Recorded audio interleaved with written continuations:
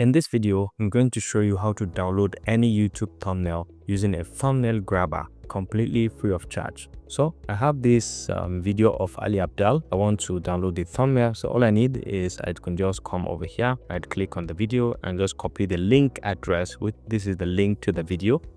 You can go to your search bar and just search for thumbnail grabber, just like so, and hit on enter. You'll be able to see it over here, the first option, thumbnail grabber. It can give you the download in different formats. So you can come to the search bar of it over here and paste the link of that video. You can just click on enter. You're going to see that the thumbnail is glaringly here and you can download it in different forms. This is HD.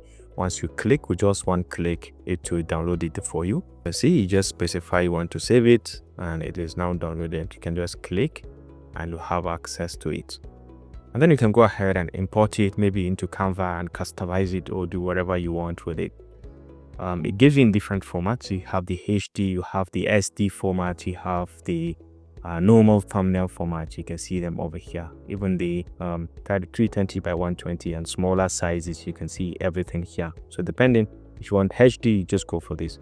If you find this helpful, please leave a like.